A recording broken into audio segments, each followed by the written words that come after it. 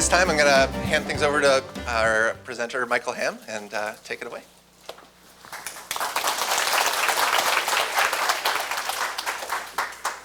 Good morning. Can you hear me okay? Shall I be a little more prominent? Maybe. Okay. How about that? Great. Right on the edge of feedback. That's where I want to be in my life.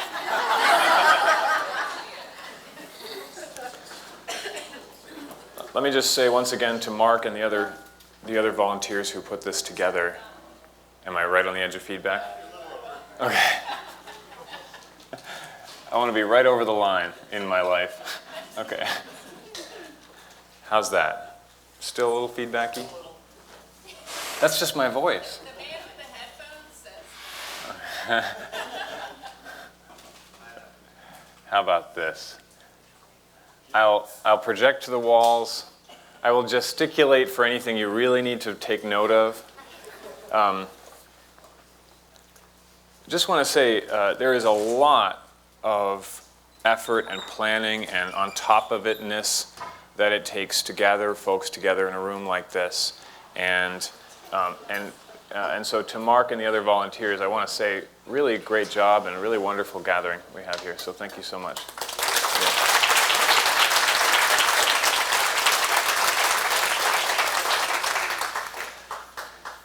And here we are, day 2 of the Oregon AMTA convention. And the theme today, thus far, the theme this weekend thus far, the theme today has been coffee thus far.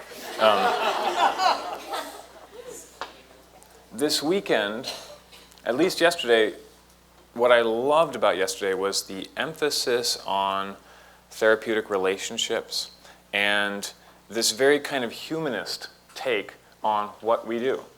That the efficacy, the safety, the, dare I say, the enjoyment of what we do depends on how authentically and intentionally we can relate to the person on our table, to each other, etc. Right?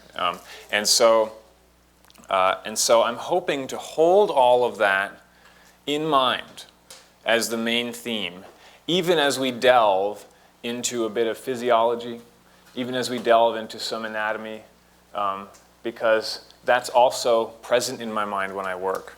Not to the exclusion of the therapeutic relationship, but to the deepening of it, right? So I'm someone who thinks a lot about the sort of symphony of events that happens when you just place your hands on another body. But it's not to the exclusion of the fact that we're just two people communicating with words, with touch. So with that in mind, we'll see by the end of this talk if I've figured out what that title means. Mike, did I make you use that title? I don't know, but we ended up with it. I don't think so. I think it was sort of it was a rambling conference call, and I said, what about an ecological approach? It's great. You need an anchor, a seed crystal, and that's what this was.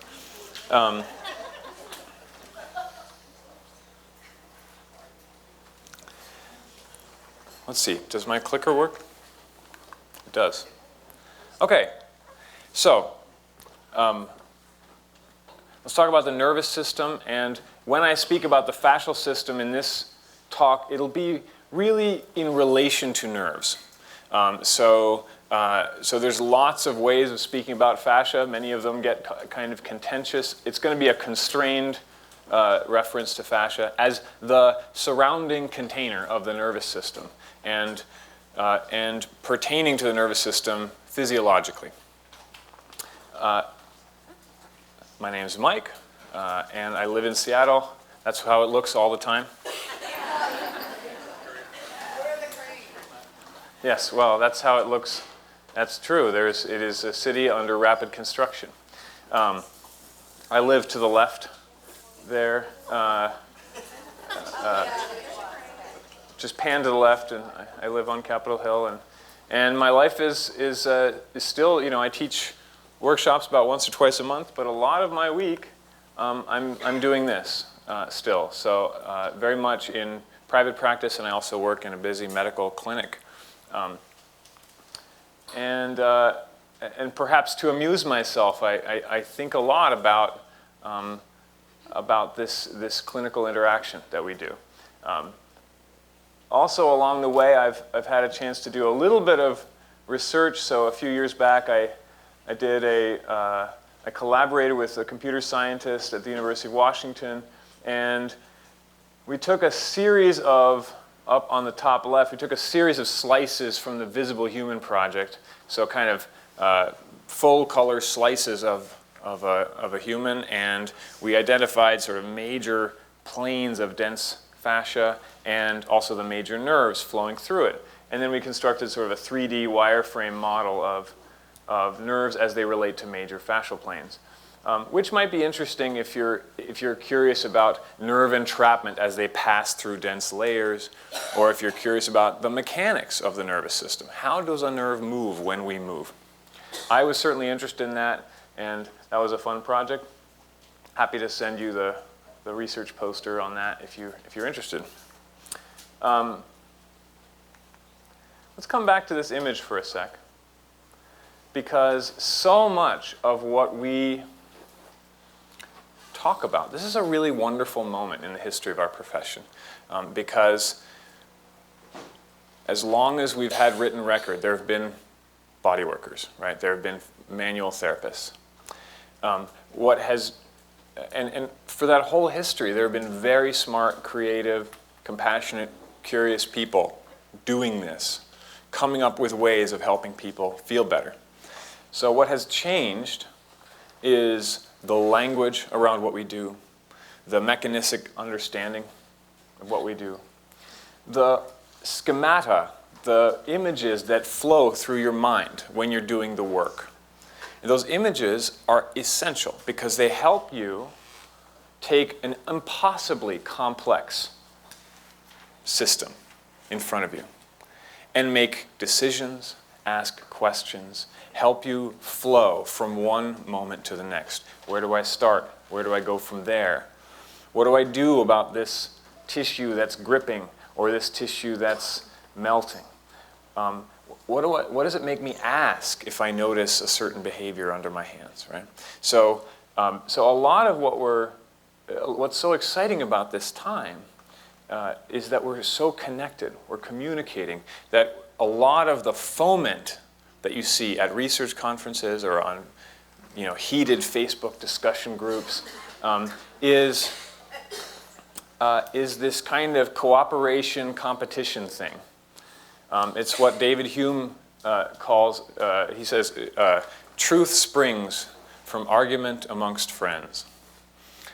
So we'll see how friendly we are today, but celebrate the fact that we're in an age where we're trying to find a common language. And so here's me speaking today about some elements of my common language and things that I think about when I do bodywork. We've discussed the Massage Therapy Foundation a few times this weekend. Raise your hand if you have heard of this organization, if you whisper about the Massage Therapy Foundation when you go to sleep at night. Here we have okay. There are many people in this room who have not only heard of the Massage Therapy Foundation, but have put a lot of heart and soul into this organization. This is an organization supported by AMTA, supported by a lot of massage therapists and researchers, with the goal of helping massage therapy be accessible to everyone, guided by evidence, connected to the rest of the healthcare world. It's a beautiful group of human beings, and they do cool things like putting on research conferences. So if you're interested in massage research, especially this time around, if you're interested in massage and pain, massage as it may pertain to the opioid crisis, massage as it may pertain to movement disorders. We have in May 9th through 10th this year in Alexandria, MTF is putting on a conference. There's also a free research journal and a lot of other resources this organization has. So I can't go through a talk like this without saying this is a wonderful gift in our lives. And thanks to everyone in the room who has helped out the Massage Therapy Foundation.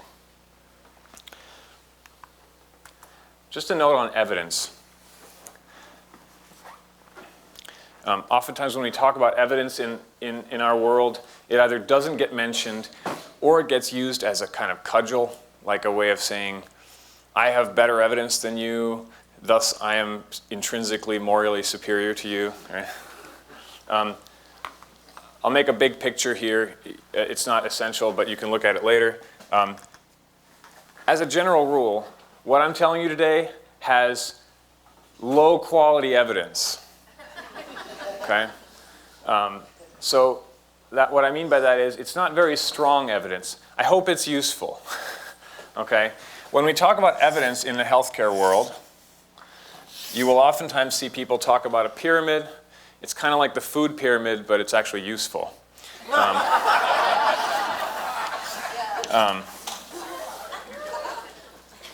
At the bottom of this pyramid exist things like practice-based research. I'll leave it up, but you'll get the gist. Practice-based reports, case reports, case series, and other forms of practice-based research. This is what I'm seeing in my clinic. Underlying that is all of what we normally do, which is anecdote, right?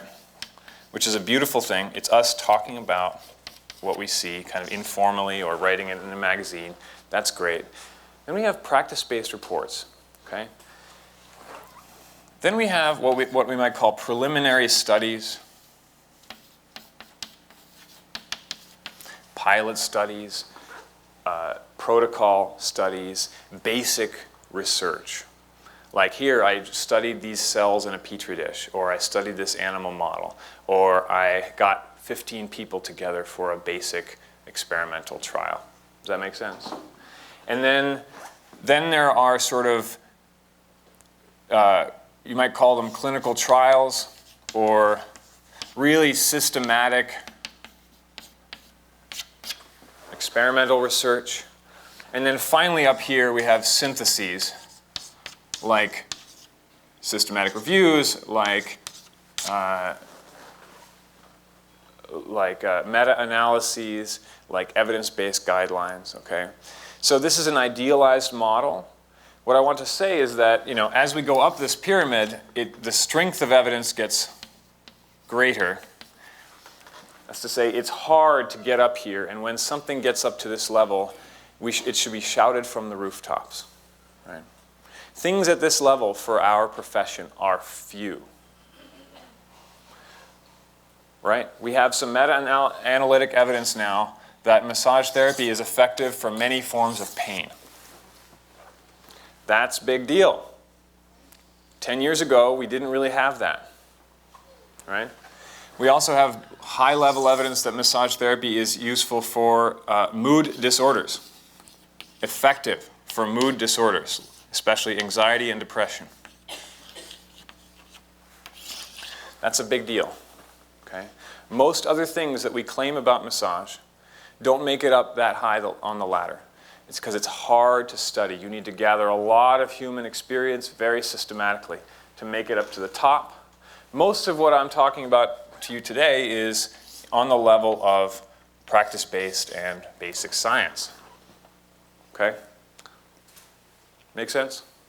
Okay, great. A note on evidence. So, because somehow Mark and I came up with the word ecology, I thought I would talk about ecology for a moment. I love the word. It's an approach to biology that emphasizes the relationship of organisms to one another and their surroundings. Hasn't that been our theme thus far, in a way, right? It's not about the thing itself, it's about the space between. Or at least that's the emphasis. Another word you might see floating around the world today is complex systems. Complex systems doesn't mean necessarily a complicated system. Like an automobile engine is complicated. A lot of parts. Complex system means it is a system whose behavior at the macro level is an emergent result of the interaction of its parts. Okay? So an ecosystem is like that, a human brain is like that, a human being is like that, a community is like that. This room is like that. I don't know what's about to happen in this room. And the reason is, even if I had perfect knowledge of each of you, we still wouldn't be able to predict what happens when we come together. This is a complex system. An encounter that you have with the patient on the table is a complex system. Right? That doesn't mean you can't work with it, but it means that you need to hold your theories lightly, come up with a model, test it, refine it, and develop your relationship to the system. So if we were thinking ecology, go back to that first image, suppose we were trying to clean up, what's the river here? The Willamette? Okay. Suppose there was a section of the Willamette River watershed that had some ecological damage, and we wanted to do some restoration ecology. We actually have a Superfund site. We have a Superfund site. Great. Let's pretend that there's something wrong. How, and you have limited time, limited funds to try to solve the problem. And it's more complicated, it's more complex than you can actually understand, right? What do? What you do is you come up with the best model available for what's going on, and you try a reasonable solution at a small scale, and then you witness what happens. You monitor it, and the system talks back to you, and then you refine your approach from there. That's restoration ecology. Right? That's saying to the Willamette watershed, let's try cleaning up this turn of the river. Let's try introducing a few native species. Let's shore up some soil erosion. And then let's watch and see what happens. It could be that those solutions don't work at all, and we need to revision what we're doing. Or it could be that they work great. But the key point is there's a feedback cycle, right? That is a good analogy for how we might practice bodywork, which is say we have a model in our minds, whatever it may be, we try it. But we don't necessarily go through a whole hour-long session just trying the same model. We try a move or two, we try an approach, and then we wait, we listen, we see what comes back at us. And we hold lightly our theories because the system may say something different back. Does that make sense? Mm-hmm. So I'm always trying to practice a restoration ecology when I do bodywork. And I'm just going to show you some pretty pictures about what goes through my mind when I do it. Okay. So here we are. Today, let's try to think like a nerve. Okay? So we're going to, for the moment, we're going to take the peripheral nervous system and put it at the center of our inquiry and see where that takes us, see what models that gives us. The key questions are, what do nerves need to function well? What are their health requirements? And how do they and their environment respond to stress? Supposing you deprive nerves of their needs, what's the defensive response? What's the stress response? If we can answer those two questions, we have probably a useful model for a lot of what shows up on our table. Let me tell you a recent story of a patient. Somebody I started seeing in December and saw most recently 3 weeks ago. 71-year-old retired nurse, worked for 30 years in a burn unit, She's an avid traveler, a dutiful exerciser. She's got sort of a tough love attitude toward her body, right? Her whole lived experience as a burn unit nurse was, if there's pain, you have to push harder, right? That's your only chance at recovering your range of motion, right? So if you get pain, you have to meet that with overwhelming force of will. And that's how she approaches obstacles to her body's full function. It has taken her far, but she's hitting the wall, you know? So that's one part of her story. A year and a half ago, she was on a trip. She loves traveling. And she fell on her knee and shin. She basically slipped on a step, fell and impacted the sort of upper shin and knee. But no fractures. But there was a lot of pain in the moment, and there was fear in the moment. There was considerable bruising and swelling, and she was traveling. There wasn't the normal support system, right? She had to get through the trip. Since then, increasingly, she has had severe right knee pain. More on the medial side. Okay. Especially after sitting for a while and when she engaged in sort of active flexion and adduction. Here I am demonstrating injury mechanisms. So after a while of sitting, anytime she would actively flex the knee or adduct the leg, she would get exquisite immediate pain. Right? So, for example, dragging the foot toward her from a sitting position, she would wince immediately. Okay. So, not only that, but if I contacted the skin, especially on the medial knee and upper shin, flinching pain. No numbness, no paresthesia, no motor loss. She's strong, she's functional, she gets on the exercise bike every morning despite being in pain. But boy, you watch her face, and it's just like that, right? It's very profound. She went through a whole round of imaging. She's done physical therapy, and there's kind of a conflicting story. One physician said you might need a knee replacement because you have some cartilage loss. But another pair of physicians said, I don't know, let's wait and see. So she's in that middle space where she's not sure if there's a more aggressive treatment that she should go through with, and she's got a basic bias to not have a total knee replacement. It's not a bad bias to have, right? We've all had patients, many of us have had patients in this situation. How do I take the next step, right? I have conflicting opinions as to what next to do. Okay. I have told you enough that I'm hoping that each of your minds is blooming with possibilities. What assessments you might do, what follow-up questions you might ask. What images right now are floating through your head. Right? And what's cool about our profession is that,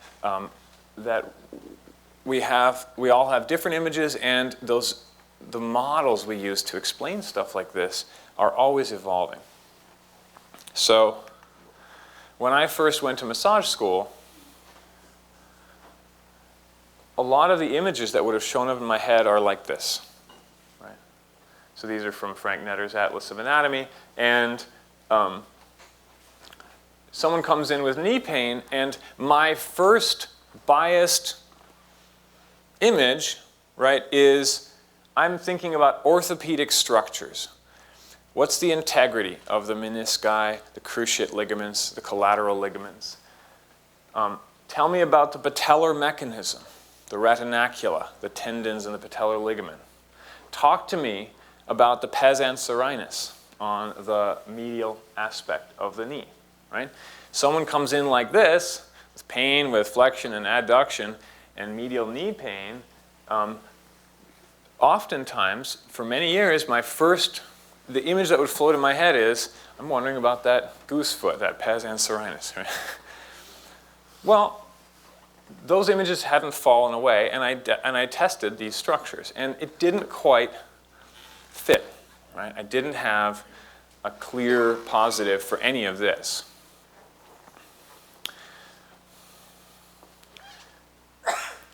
In the years since my sort of initial training, I've gotten way more interested in nerves as a potential generator, not just of nervy pain or nervy symptoms, but a generator of inflammatory sensitivity in the body.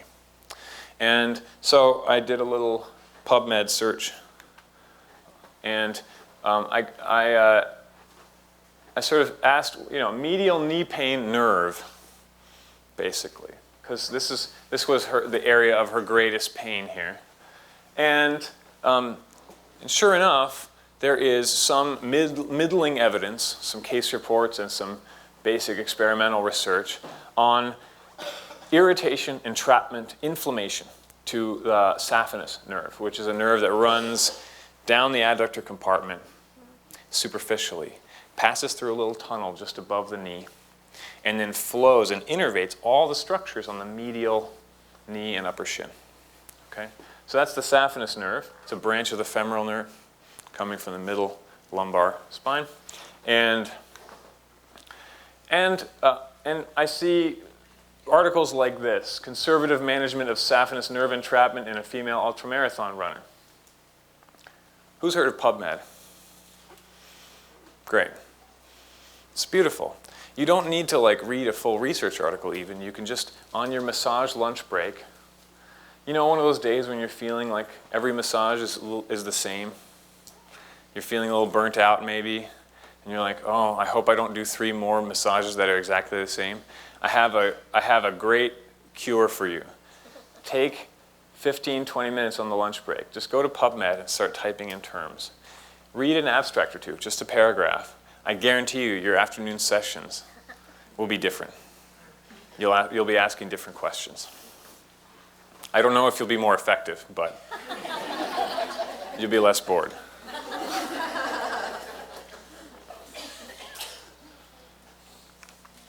Or knee pain in the infrapatellar branch of the saphenous nerve. Okay? So this got me at least stroking my chin, is this a thing? Right? And sure enough, as I palpated up the path of the saphenous nerve, it's a pretty superficial nerve. I got familiar pain all the way up. So it's not just around the medial knee, but if I found it, in this valley between quads and adductors, superficially, I could get her to get familiar pain proximally, even up to the hip crease. Right? So again, the tools we have for investigation in massage are they're rarely aha. They're usually Okay, and that's what I was doing at this moment. We'll come back to the story of this 71-year-old retired nurse in a little bit later, but that's an example from my recent practice. This is a tough patient and didn't fit into my previous models. Okay.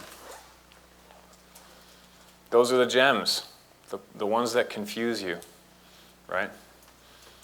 It's better than taking a weekend workshop. Okay.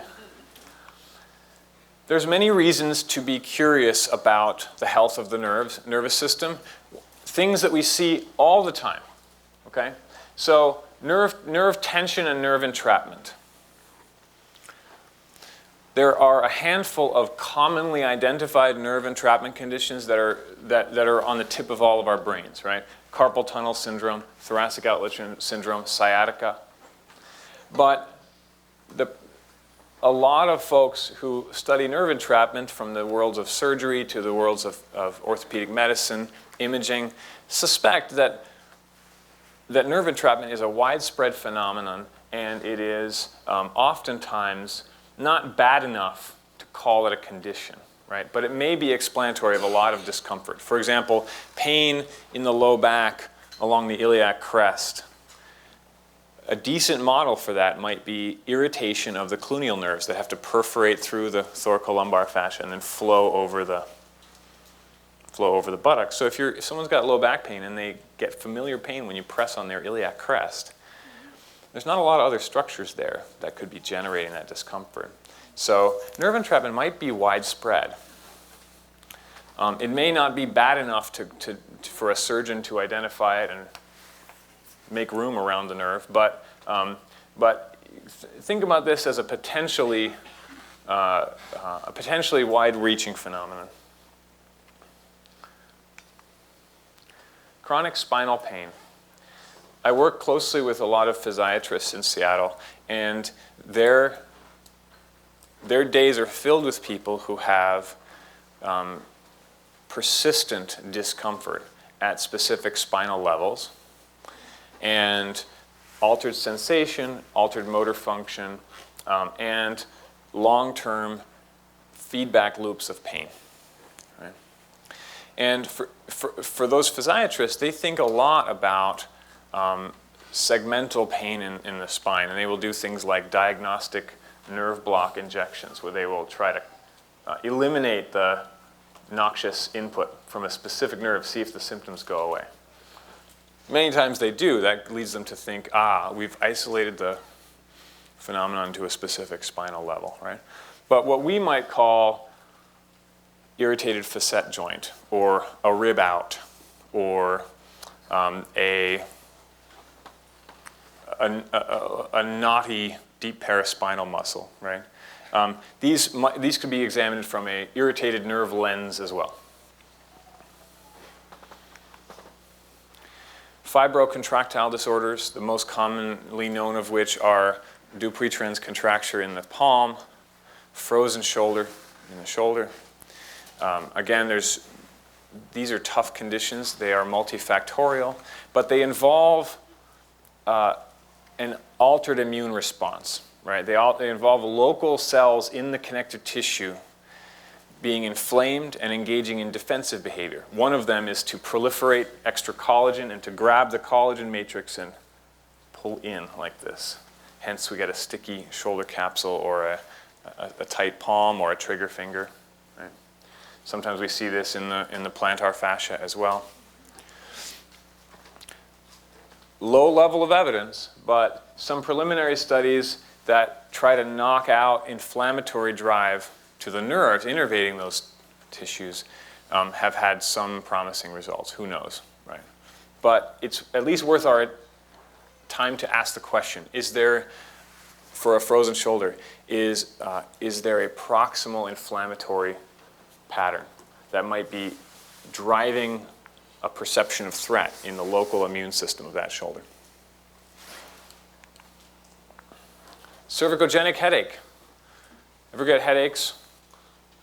And headaches that relate to, or that seem to co-occur with neck tension, neck pain. Right? So a good number of headaches seem to co-occur with neck pain, and in fact, if you stimulate spinal levels of the neck, you can generate familiar symptoms in the head. And so one good explanation of a lot of what we might call tension type headache is it's a referred pattern from cervical segments that show up in the head, right? Can we locate and relieve that pattern here? Maybe we could have a better result in the head. So really talking about the sort of trigeminal system, upper half of the neck and head. Mm-hmm. Do we treat people after surgery? Yes. Okay, maybe not immediately after surgery, but increasingly the people in our care have had some kind of surgical history.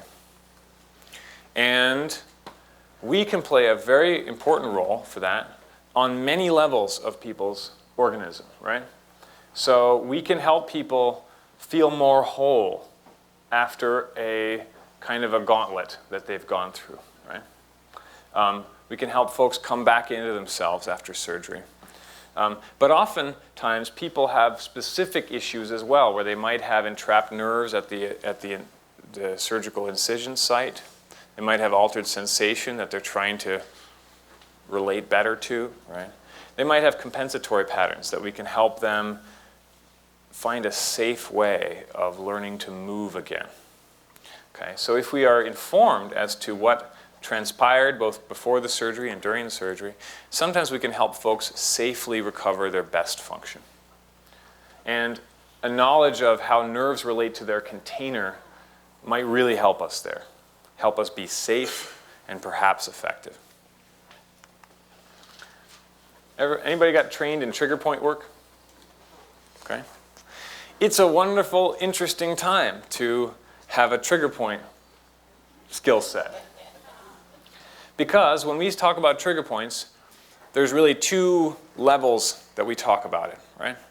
One thing when we say trigger point, we're referring to the phenomenon as we feel it in our hands, right? So that's to say, here you are, you're putting your hands on the table, and you press into a person's body, and you sift through a tissue, and what do you feel? You feel a taut band within a muscle belly, at least one point along which is hyperirritable and often generates referred sensation, right?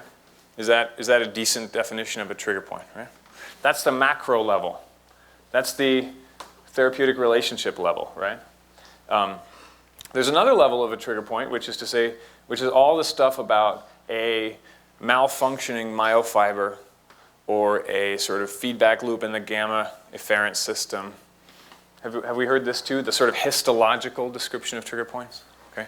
That one is in serious trouble, as we say. Or that level of describing it has a lot of scientific debate about it right now. Because, because as we've sifted through the evidence, it may be that the best explanation for what a trigger point is on the histological level is just an irritated nerve. It's just a neuritis of a nerve passing through a muscle belly.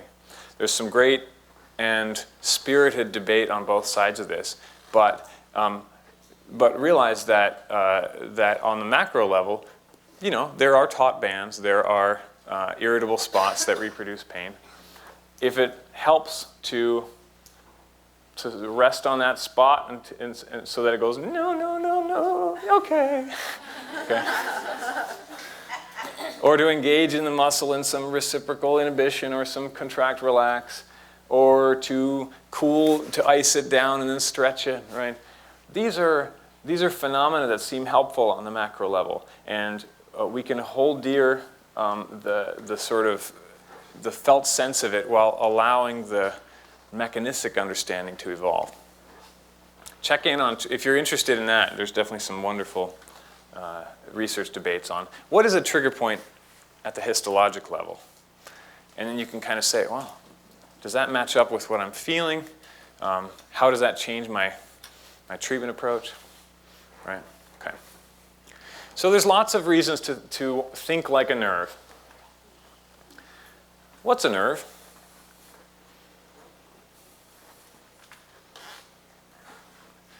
Any brave guesses? It's an electrical noodle. An electrical noodle. Oh, I love it. Talk over.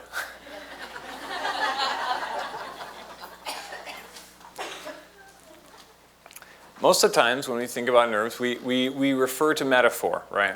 Because, and depending on what historical age we're in, no, it's live, good. Depending on what historical age we're in, we reach for different metaphors.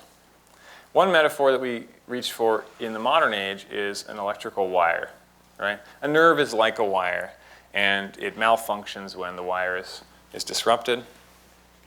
Careful. Okay.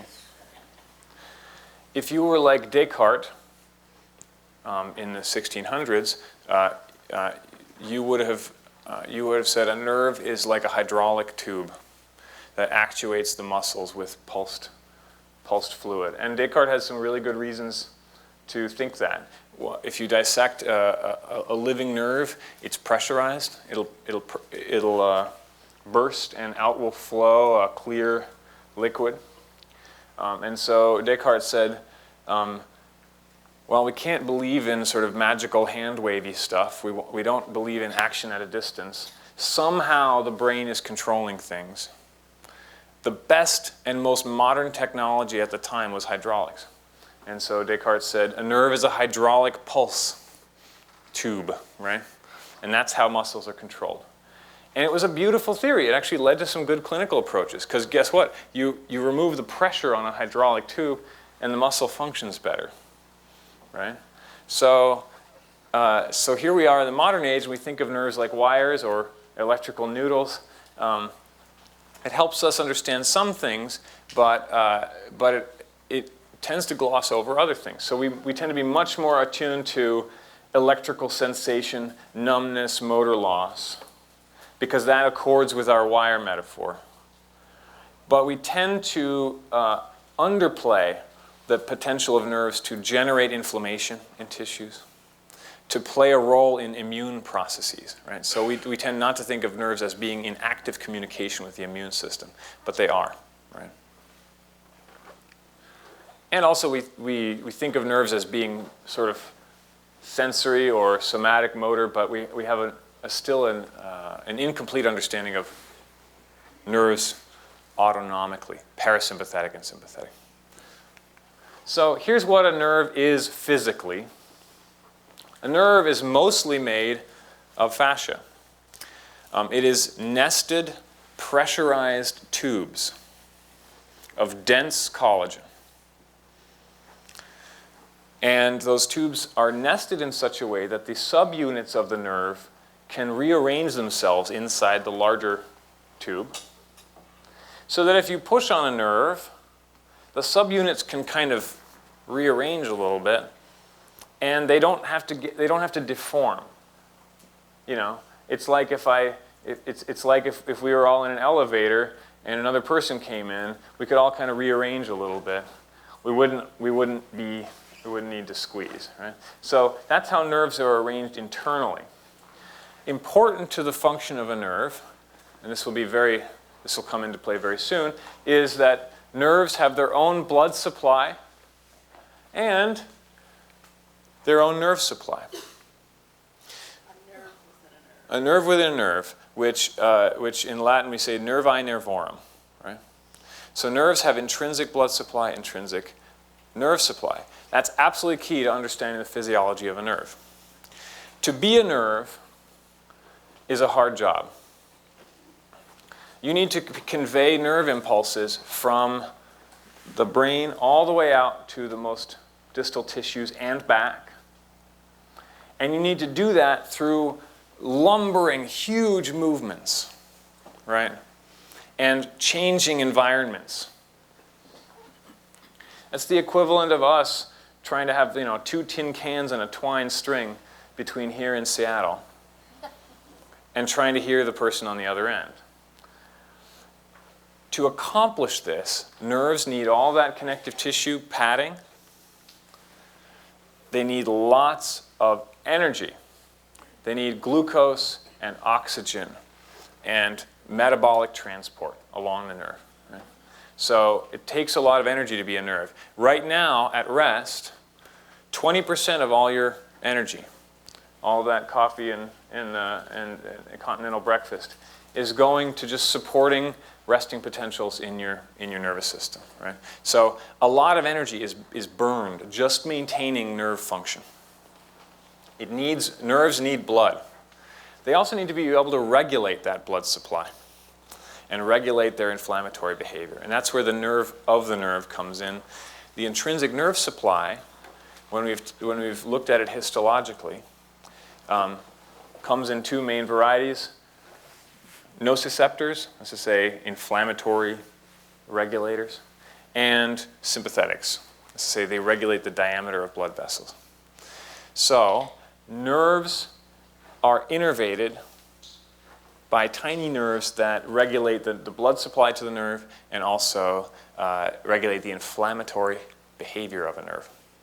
This is why sometimes when you have some nerve conditions where folks will have a stimulus and then 2 minutes later they'll notice a loss of sensation, a blanching. Ever get Raynaud's, right? Where you get some numbness or some blood loss. That might be a sort of reflexive constriction of blood supply. It's also with the systemic diseases usually happens because it's already there's a deeper problem. Right. So Svetlana was saying that oftentimes the local phenomenon is part of a systemic phenomenon. I would say if person have rhinos, it's one of the symptoms that person might have a lupus. Right. Yeah. So yes. So Svetlana was saying that sometimes Raynaud's is a symptom of a larger condition such as lupus, for example. Let me say I'm speaking of this simply first, but all of these phenomena can exist within larger frames. But let's see what I mean here. So we have the familiar axon in the center of the nerve conducting the signal. And then we have these nerves of the nerve. Go ahead and try something with me for a moment. Find the good elbow, if you have one. Be gentle with yourself, okay? But go ahead and find your medial epicondyle and your olecranon process. If this is going to be sensitive, no need to participate, okay? But between your medial epicondyle and your olecranon process passes the ulnar nerve, right?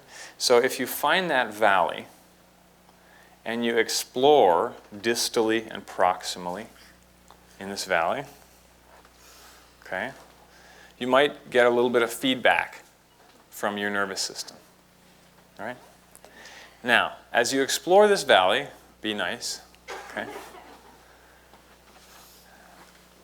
I'll bet that, at least in general in this room, we're having two kinds of responses sensorially. One kind of response is happening up here. Raise your hand if you, raise your other hand perhaps if you got that, right? So that's paresthesia, that's disruption to the conducting fiber of the nerve at the center of it, the myelinated or unmyelinated axon here, right? Familiar, classic, nervy, right? But that's not all you felt.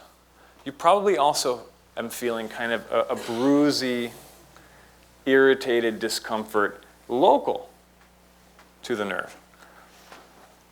It doesn't feel like this, right? It feels kind of boggy, like, please don't talk, please don't touch me. You might even notice now it's warmer than the other elbow. Okay. That second phenomenon we call nerve trunk inflammation. And that's regulated by this nerve of the nerve and its associated blood supply. So what I just convinced you to do for the good of, I don't know, my entertainment is induce a mild, hopefully transient inflammatory response in your ulnar nerve. Okay, that's nerve trunk inflammation. And those two things, the sort of disruption to the electrical signal and the kicking up of a little inflammatory storm, gives you a little bit of an insight into the response of nerves to stress. Right? This may help explain a lot of stuff we see, right? That we might have previously thought of as purely orthopedic conditions, a plantar fasciitis, right? Think about that instead as a tibial neuritis, and it might give you some insights here. Okay? So that's a nerve. A nerve is a pressurized, nested set of tubes containing a conducting fiber and having its own nerve and blood supply. It's over here. I'm sorry? It's over there? Great. A brief word on fascia. What do you mean by fascia? Boy, it's a lovely word. It can mean anything, right?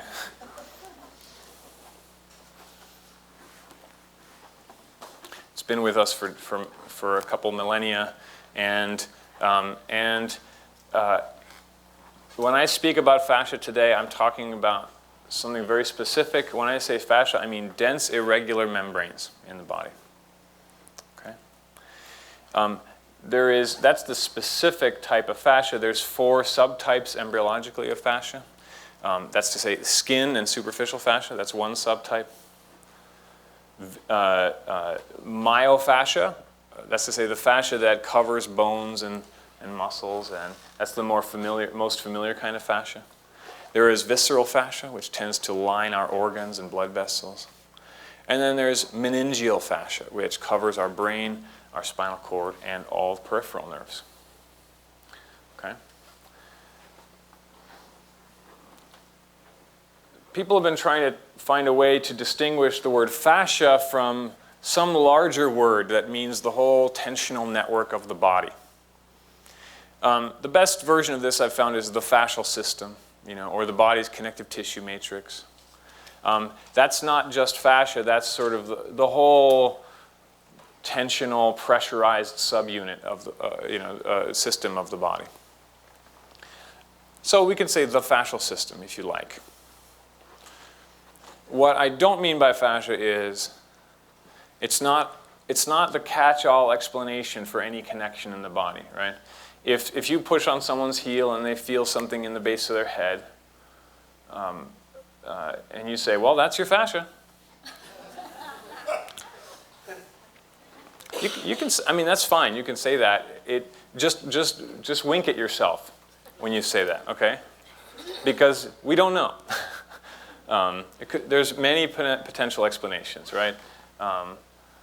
You know how we like to say, you push on the heel, someone feels it up here. What do we all say in that moment? We say it's all connected. It's true. But it's not all equally connected, right? Some things are disconnected. And fascia is a separator as well as a connector, right? So I love talking about fascia, but I don't love talking about fascia just as a way of explaining every phenomenon or justifying every clinical approach. When we talk about fascia, it's way better to think about it as basic science. The way we talk about entomology, not as sort of a branded, like registered trademark, this or that. Okay, great.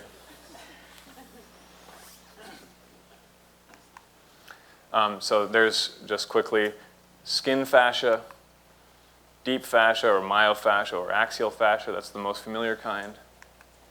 Visceral fascia lines our organs and blood vessels, and meningeal fascia covers our brain, spinal cord, and all peripheral nerves. So when I talk about that nerve being nested forms of fascia, I mean meningeal fascia, an outgrowth of this brain tree.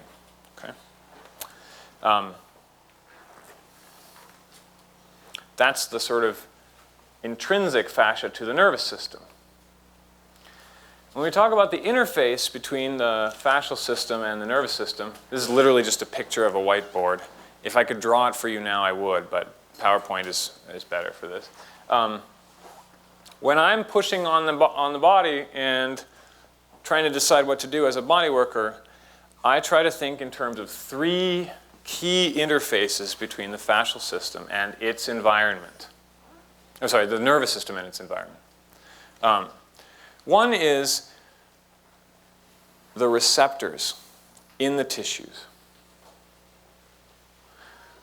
When you're working as a body worker, where are the most receptors most worth your attention, probably? Skin, right?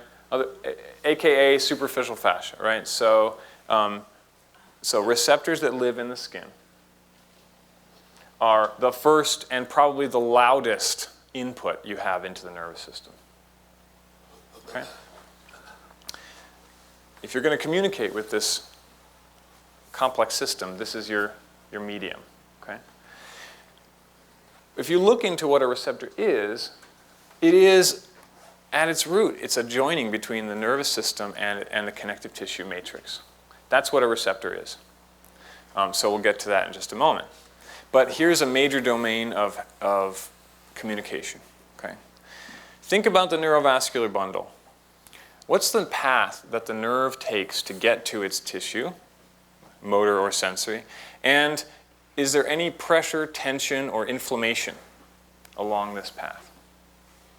You got the nerve itself, you have the neurovascular bundle around it, and the connective tissue sheath that surrounds the nerve. Right? if you're curious if that's relevant, try changing the position of the tissues and seeing if it relieves familiar symptoms. You might be onto something. Okay? And then finally, and probably most important if you're interested in behavior change over time, is the representation that the brain makes of the body.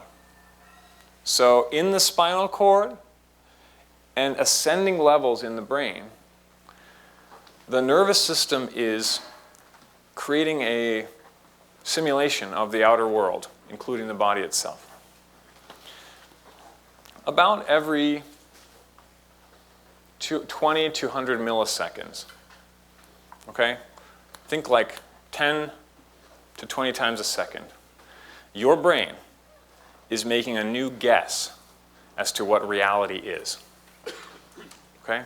So every about 10 to 20 times a second, you're hallucinating a new idea of what reality is. Okay? And that's the filter through which you experience the world, including your body. Okay? When someone speaks a word to you in session, or someone touches your body in a massage session, and you experience sensation, you experience a change in your relationship to the body, a change in how you feel about what you feel. That change is occurring in the brain maps, in the maps that the brain is making of the body. Right? It's a change either in what you're feeling or how you feel about it, how your person relates to it. Does that make sense? So it's I'm not the only one saying this, but as massage therapists, we can delight in this, that we are modulating the sort of representation of the body when we do body work.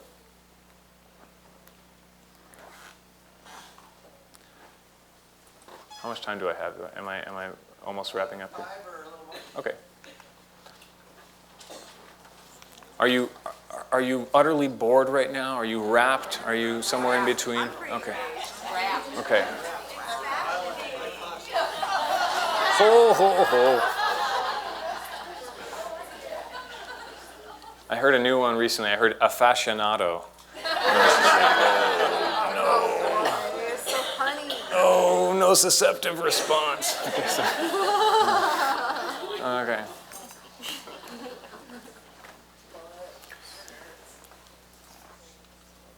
When you place your hands on the skin, or you sink an elbow into the back, you are probably interacting with these listening posts of the nervous system. Okay? We have on the top left a muscle spindle, a specialized myofiber with a coiled nerve ending. It's a connective tissue structure that's measuring length change in muscle tissue. Okay? On the top right, you have a Golgi tendon organ, another specialized connective tissue structure with a specialized nerve ending, certain proteins, okay, measuring the amount of deformation in that tendon. It's a proxy for how much force is going through. Okay. This is a Pacinian corpuscle, which is a nerve ending with a sort of encapsulated connective tissue environment. What it does is it helps filter the kind of mechanical input to the nerve ending so that that receptor gets one kind of input preferentially, right? What's doing the filtering? The connective tissue capsule, and then the proteins that sit on the tip of that nerve. And finally, my favorite, the Ruffini ending on the bottom right. This is the original silver stain slide from Mr. Ruffini. And these live at interface layers. So Ruffini nerve endings live anywhere you find connective tissue layers that slide against each other. You will see these Ruffini endings, and they tend to be sort of slow adapting. So you need to maintain a shear between those layers. But when they do, they they begin to really fire, right? So when we talk about holding a shear stress on the body between layers for more than 30 seconds, right? It can take a little while for those Ruffini endings to fire. But once they do, they're sending input into the nervous system. So those are some examples of specialized receptors in tissues. This is a study published at a recent Fascia Congress of muscle spindles and Golgi tendon organs in the forearm of a rat. And something interesting, those muscle spindles and Golgi tendon organs concentrate themselves not in the muscle bellies, but in the in-between spaces. So if you go ahead right now with your fingertips and sift through the bundles of your forearm, you know, as you're going bloom, bloom, bloom, are you flipping in between little bellies of your extensor digitorum, right? If you're looking for the muscle spindles and the Golgi tendon organs, they are more populous in the valleys than in the mountaintops. I don't know whether that's useful to you, but it keeps me entertained to know.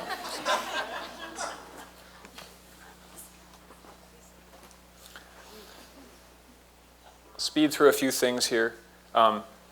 This is a sciatic nerve as it relates to the biceps femoris muscle. And you'll see that there's a little bit of fuzz around the nerve. So the environment around the nerve is what we call the mesoneurium, and it is a sort of elastic padding for the nerve. And this is what makes nerves a little bit challenging to palpate sometimes, is that nerves are oftentimes couched in a fuzzy, fatty, elastic layer. They don't want to be found, right? They're like, oh, you must be looking for hamstring. You know?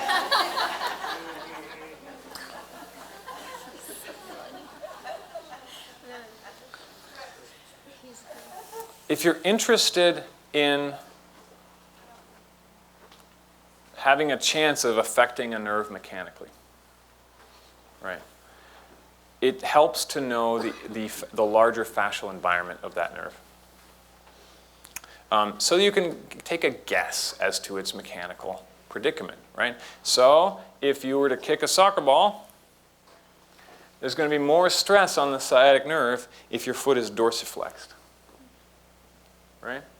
Why? Because the heel is further from the spinal cord, and hence that sciatic nerve has a little less slack in it, right? Furthermore, if you're kicking a soccer ball and you don't wish to stress your sciatic nerve, it would be better for you to have your head up like this.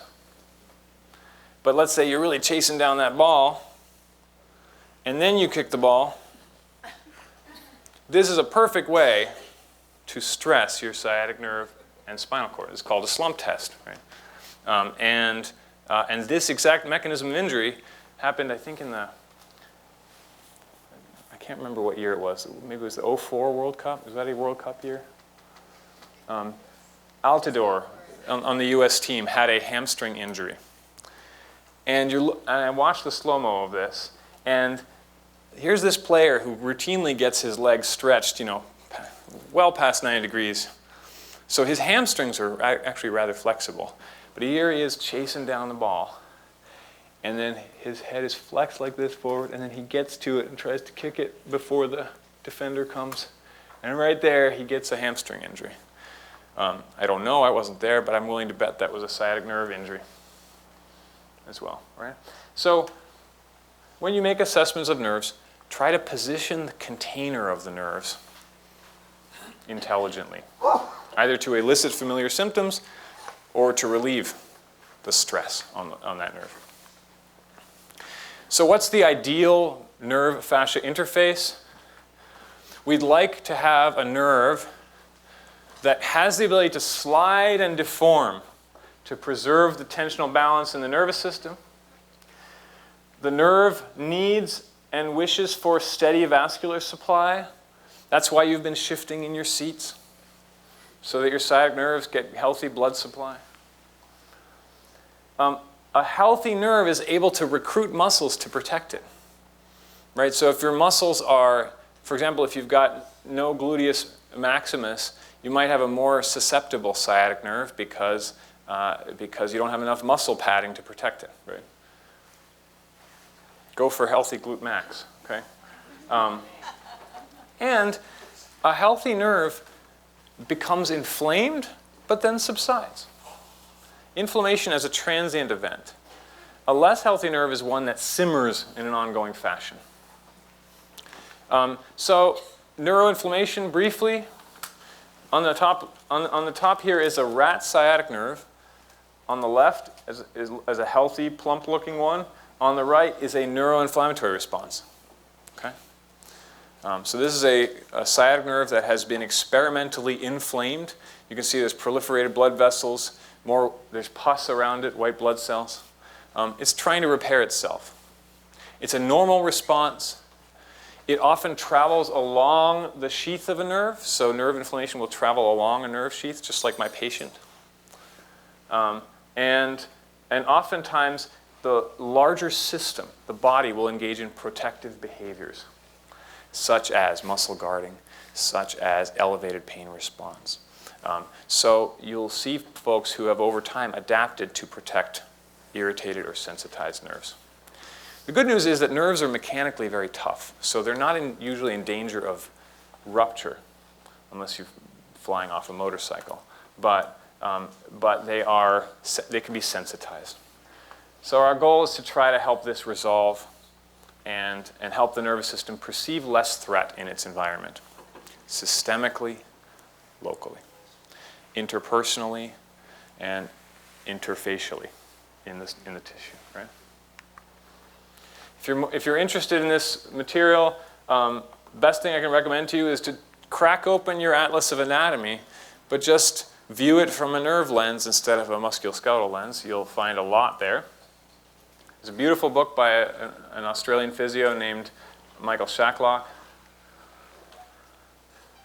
There's a wonderful book by Diane Jacobs called Dermoneuromodulation. My 71-year-old patient got significant relief from our treatment, but it didn't last. Every time I treated her, she got great relief for up to a week, and then severe pain returned. Over time, she wasn't getting better from December to now. She went and saw the best nerve specialist I know in Seattle, and she's getting a knee replacement. So I wasn't able to help her in the way I wanted to. But what we have now is a really beautiful, intact therapeutic relationship, because we built trust enough that she let me touch this area. She let me walk the path with her, and I'm sure that I will be helping the process of going through surgery and recovering from surgery. So this is a very valuable therapeutic relationship, even if my whole nerve approach didn't help. That's the conclusion of that story. Yeah. Yeah. She texted me a couple days ago. Thank you, Mike. I really appreciate all your help. I feel like I'm on a good path, and I'm getting the knee replacement. Good. Thanks for your time.